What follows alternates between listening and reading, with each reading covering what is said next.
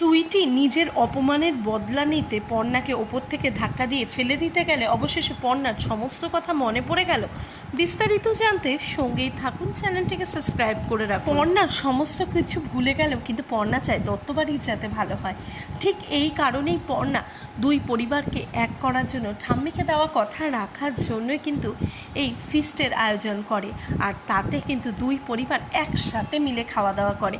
কিন্তু এরই মাঝখানে গণ্ডগোল ঘটে যায়, কেননা যেই সুইটি বলেছিল সে একটা কিছুও দাঁতে কাটবে না, এইবারে কোনো খাওয়াই সে মুখে তুলবে না, কিন্তু অবশেষে ঝাল মাংসের বাটি খুঁজে পাওয়া যাচ্ছে না।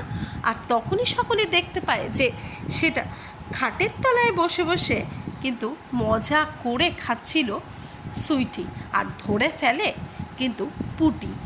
এরপরই যখন সকলের সামনে এই ব্যাপারটা আসে, সকলে হেসে খিল্লি করে মজা নেয় সুইটির, তাতে প্রচণ্ড রেগে যায়। এমনকি পর্ণার সামনে এমনটা হওয়াতে সুইটি প্রচণ্ড লজ্জাও পায়। ওইদিকে প্রত্যেকেই কিন্তু হা করে সুইটির দিকে তাকিয়ে থাকে। সুইটি তাতে খানিকটা হলেও অপমানিত বোধ করে, আর ওইদিকে তো পর্ণাকে একেবারেই সহ্য করতে পারে না, তাই পর্ণার ওপরে প্রচণ্ড রাগ করেই থাকে সুইটি। আর ঠিক এই কারণেই এবারে ঠিক করেছে যে আর কোনো মতেই পর্ণাকে ছেড়ে কথা বলবে না।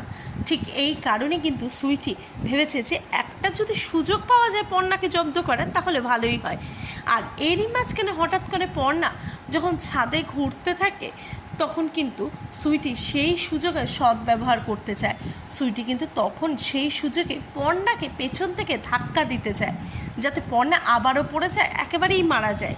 কিন্তু সেটার পরিবর্তে হঠাৎ করে পর্ণাকে অমন করে ধাক্কা দিতে গেলে কিন্তু পর্ণা নিজেকে এবারে সামলে নিয়েছে ঠিকই, কিন্তু পর্ণার সমস্ত কথা মনে পড়ে যাবে, আগের কথা কি করে তাকে ওপর থেকে ফেলে দেওয়া হয়েছে।